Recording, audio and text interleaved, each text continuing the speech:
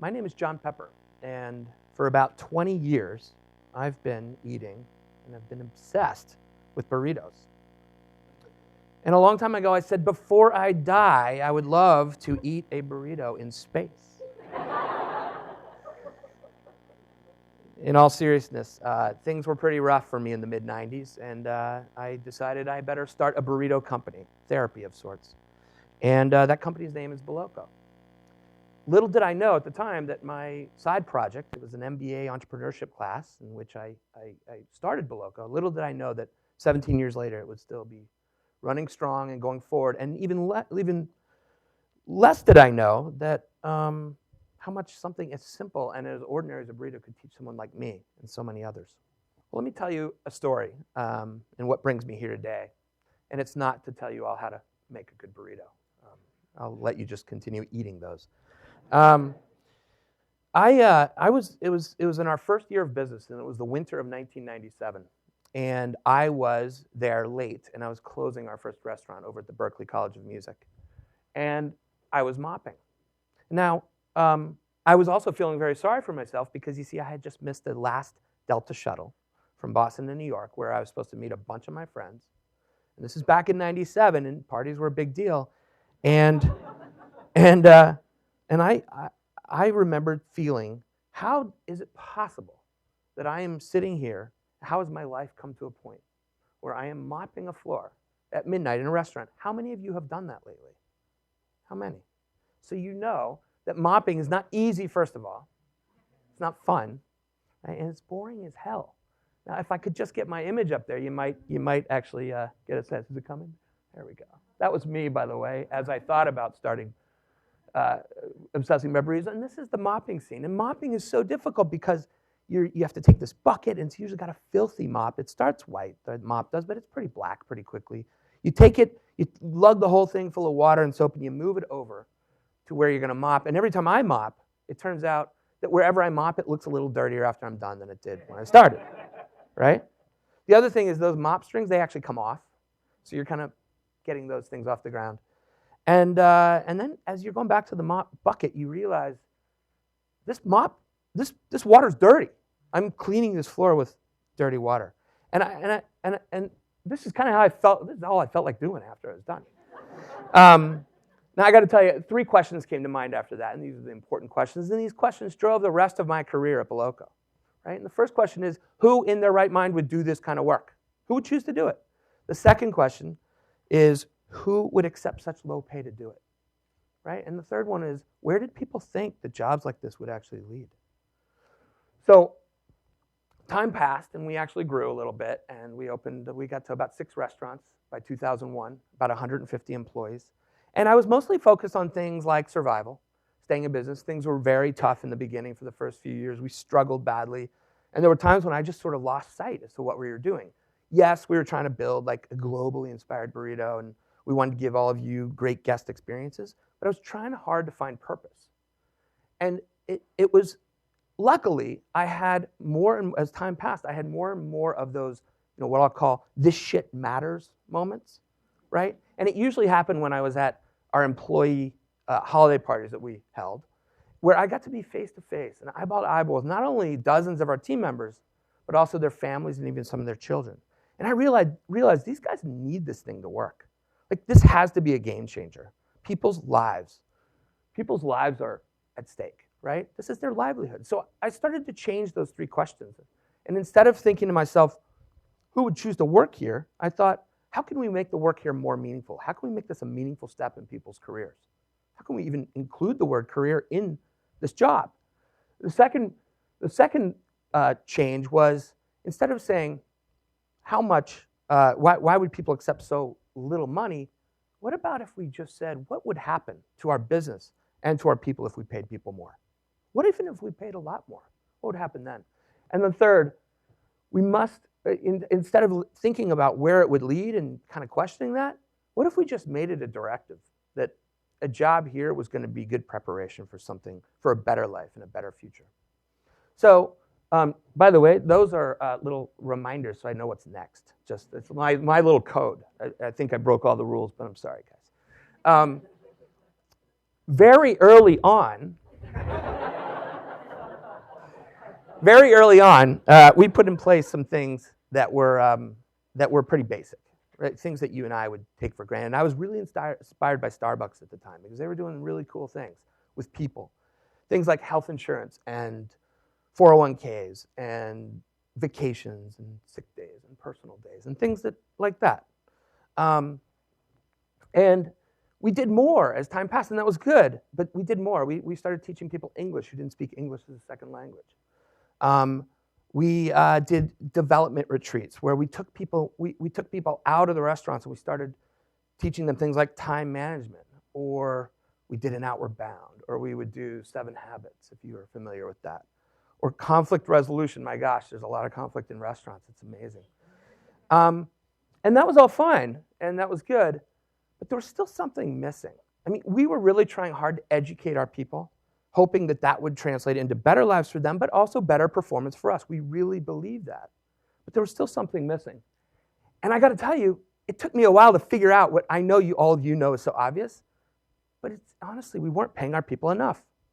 You know, we were paying slightly above minimum wage from the beginning, but people couldn't afford the health benefits, and they couldn't afford the 401k. They needed all the cash they could get. When vacations came along, what do you think they did? They just wanted cash, and then they wanted to keep working. I realized our people can't afford to take vacations. It's the craziest thing. So what did we do? We knew something had to change, and in 2001, we actually did do something, and it did change everything. In 2001, we moved the minimum wage in our company to $8. Now, today, that doesn't sound like much unless you consider the fact that at the time, minimum wage was $5.15. Minimum wage, by the way, was $5.15 from 1998 to 2007, if you can believe that, nationally. And it's incredible what happened. In the following year, in the 5 years that followed, we had our best sales, our best profits. We earned the right to start growing again. And we even found some investors who helped us expand outside of Boston. And that was all great. And the problem is that people really applauded what we had done, but they didn't want us to do it again, right? It was just too scary. And it really was. It was a horrifying moment when we increased our wages by 30 to 40%. We could have put the company out of business, but we didn't. And we fought so many skeptics, our own team members, because we were hiring experienced people, and our own board of directors. I'll never forget a board dinner where the goals for the following year were presented, and my bonus attached to that was presented. And I was very grateful, but I also remember saying, let's do this instead. Let's try something. Let me put my money where my mouth is. I'm going to give back 50% of that bonus and still have to hit 100% of the targets. But in addition, to get the rest of the bonus, I need every employee. I need the average wage of the employee in our company to get to $12 an hour by the end of the year. I thought this was perfect because it was risk-free financially for the company. My proposal was, shockingly to me, rejected. And it was rejected, as I was told later, because, quote, no CEO should ever be given incentive to raise wages, period. I knew we had a problem. Now, before I tell you about that, I got to tell you another funny story, and it's about you, and it's about society, and it's about how we all view wages and people. And that is, in 2008, most of you applauded the fact that Boloco brought in naturally raised chicken, right? Happy chickens. Unless you're vegan, and I'm sorry, because we've gone through that before. But we were humane, and we were being responsible. But the irony here is that when we started talking about, well, let's start making happy people too. Let's start addressing the fact that we're going to pay people more, and that it might even be baked into the price of a burrito. Our investors went crazy. I mean, you can imagine that board meeting. And there were a lot of people in 2008 who weren't so excited about that as well. So I knew we were onto something. I mean, people would rather have a chicken that can run around while the people who actually serve the food are living 5 in one room, right? And I always thought that was really ironic. Now, I've given a few interesting moral arguments for higher wages, but as I learned in the boardroom, moral arguments don't go very far. right? So let's talk economics. I'm just going to use one example, which is turnover. And everybody in business knows that turnover is super expensive and extremely damaging, and turnover is the rate at which an employees leave a company and then they have to be replaced. It's interesting because if you think about turnover in the restaurant business, we turn over on average 100% of people a year.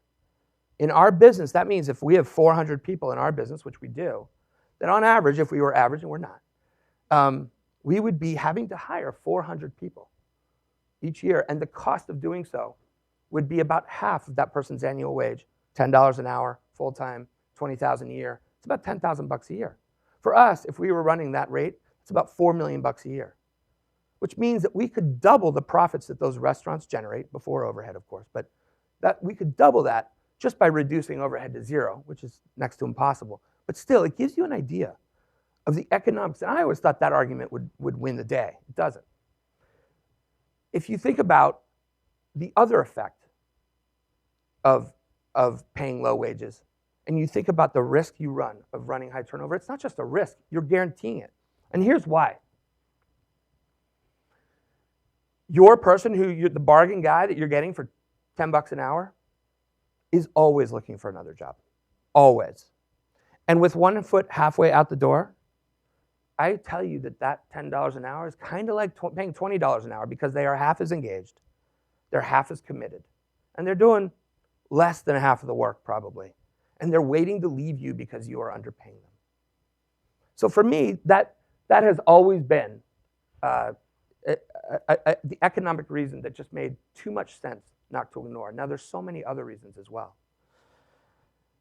So let me conclude. Let me do a couple things here today, and let me conclude by bringing 3 ideas to light that may or may not be original. We'll see.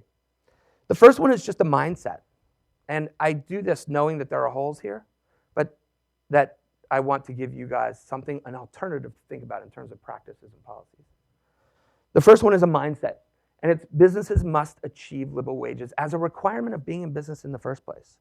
And I feel like this, if a company is paying its bills, but it's not allowing its employees to pay their bills, then the profitability that those companies are reporting is kind of a farce. You know what I mean? It means that it's sort of like you're taking from their livelihoods in order to pay bills and bragging about the profitability. The second idea is an idea that may be a little bit controversial, but one of the reasons that we as an economy are holding back minimum wage is because we'll say, well, what about the teenagers who are just starting to get experience? You know, in Australia, they have a lower minimum wage for ages 16 through 20. And in the United States, we have something that nobody really ever uses or knows about in some states, I believe. But the reality is that a 16-year-old who's working part-time, blending shakes at Boloco, is a very different story than a committed 23-year-old, you know, who's taking on new responsibilities and who's committed to a career in business. And certainly to compare that 16-year-old to a 35-year-old trying to support a family who's got a decade and a half experience, those are very different deals. And third, and this one is totally, I don't hear it anywhere, but most people will look at it and say, that's crazy when you think about the effect that the 1.5 times overtime rule, does everybody know about that? After 40 hours, you get 1.5 times pay, which sounds great at first. At $15 an hour, though, after 40 hours a week, you go to $22.50. And most employers, even the good ones, even the well-intentioned ones, aren't going to pay it. It's just too much. They would literally personally rather escort that person to their second job. And that is the unintentional result of our 1.5 times pay right now, is that millions of people are having to work second and third jobs, not really fourth and fifth. I'll talk to my artist about that. And it doesn't make any sense. Think about Japan, just as an example, has 25% increase on overtime. We have 50%. If we were to be able to reduce that amount, and I'm not going to say how much it could be, 25, maybe it's just a 10% bump, we would start looking at people, employers would start keeping people longer. They would start being loyal. that employee would start having a more efficient life. They wouldn't have to go home and manage 2 schedules and 2 uniforms, 2 cultures, 2 sets of rules and responsibilities. Companies would perform better. Employees would have a little bit more time. Maybe they could even use it to go get more education, which is so severely lacking these days. You know, on top of that, I just want to say that I also think that we really need to raise the minimum wage. I choose $10, and I'll tell you why. It's just because it's a catch-up from 1969, 40 years ago. It also happens to be the year I was born, so it's a perfect year. And moving the minimum wage to $10 would actually catch us up. We're behind. Our people have lost. And then secondly, once we get there, we should increase annually for inflation, at the very least. Now look, if you take all these things I just did, we're talking seismic shift in the average quality of life of an hourly worker in the United States. I really believe this. Whether I've articulated it well today is a different question. But I will tell you that I've lived and breathed this for over 15 years, and I believe that in 18 minutes is a difficult way to share it. I hope today that I've shown you that, like all of us, even a burrito aspires. And it aspires to matter, aspires to make a difference, and even possibly to change the world. So thank you.